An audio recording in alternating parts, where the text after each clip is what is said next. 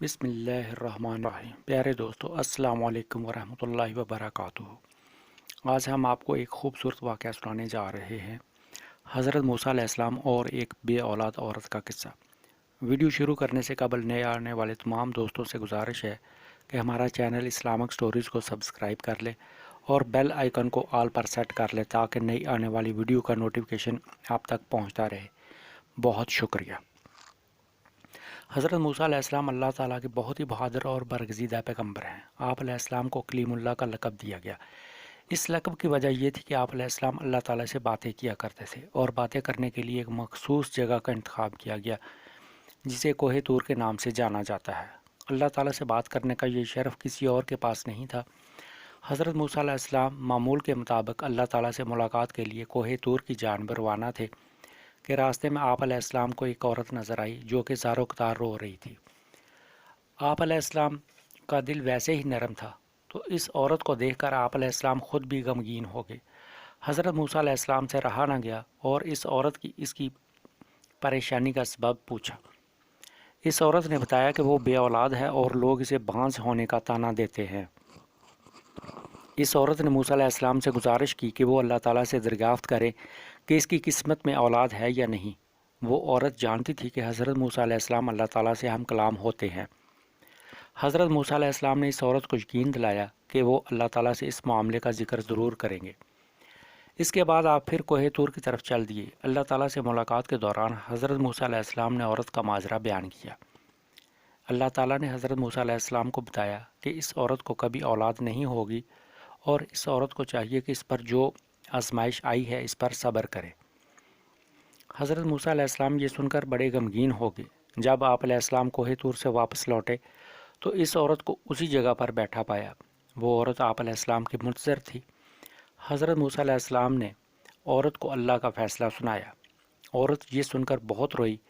آپ علیہ السلام نے اس عورت کو تسلی دی اور یہ بھی کہا کہ اللہ تعالیٰ کے ہر فیصلے میں بہتری ہوتی ہے، اس لیے وہ صبر سے کام لے۔ اولاد اللہ تعالیٰ کی دین ہوتی ہے۔ وہ جسے چاہے بیٹیاں عطا فرمائے اور جسے چاہے بیٹے عطا فرمائے، اور جسے چاہے دونوں ہی عطا فرمائے۔ اس واقعہ کو بہت عرصہ گزر چکا تھا۔ ایک دن اس عورت کے گھر کے قریب سے ہی ایک درویش روٹی کا سوال کر رہا تھا۔ عورت کے کان میں جب درویش کی صدا پڑی تو اسے رک جانے کا کہا۔ کچھ دیر کے بعد اس کے لیے روٹی لے کر آئی۔ پھر درویش نے اس عورت کو اولاد عطا ہونے کی دعا دی۔ پھر ایسا ہوا کہ اللہ تعالیٰ نے اس درویش کی دعا قبول کر لی اور عورت کو اولاد کی نعمت سے نواز دیا۔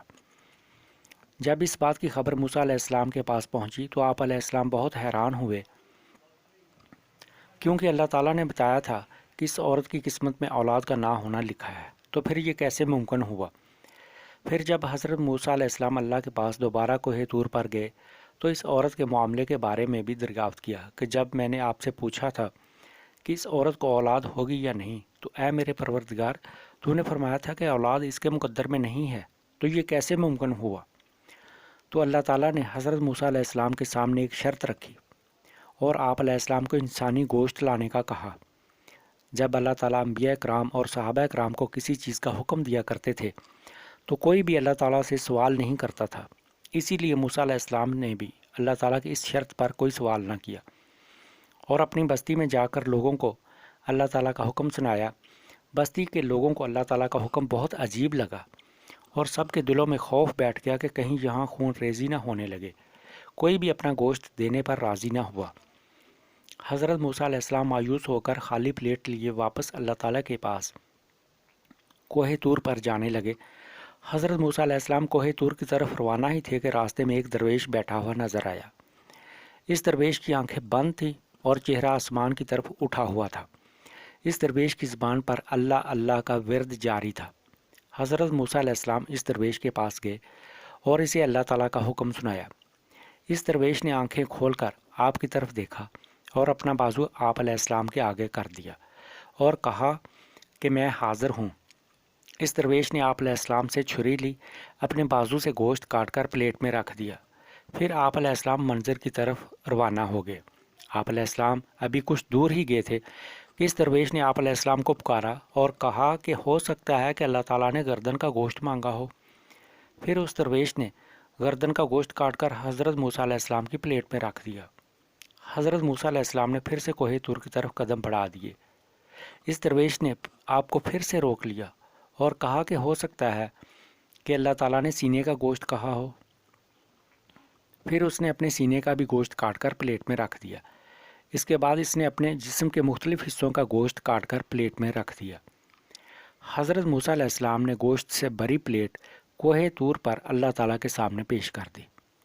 اللہ تعالیٰ نے حضرت موسیٰ علیہ السلام سے پوچھا کہ یہ گوشت کس سے لائے ہو؟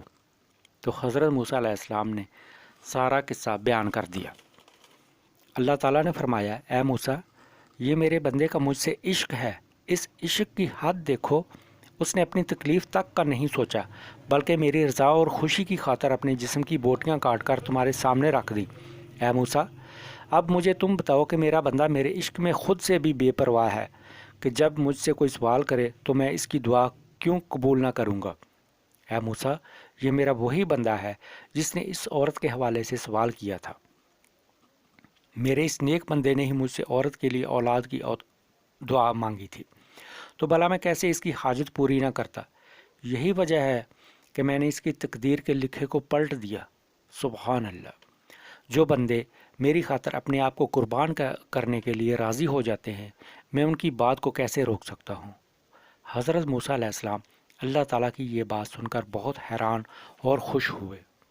پیارے دوستو، اس چھوٹے سے قصے سے ہمیں یہ سبق ملتا ہے کہ اللہ تعالیٰ نے ہمیں زندگی میں جو بھی عطا کر رکھا ہے اس پر شکر گزار ہونا چاہیے اور دوسرے لوگوں کی مدد کرنی چاہیے۔ آپ نہیں جانتے کہ کون سا عمل اللہ تعالیٰ کو پسند آ جائے اور آپ کا کام ہو جائے۔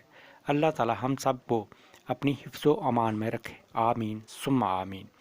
پیارے دوستو، ویڈیو اگر پسند آئی ہے تو لائک کریں اور دوستوں کے ساتھ شیئر کریں۔ جزاک اللہ۔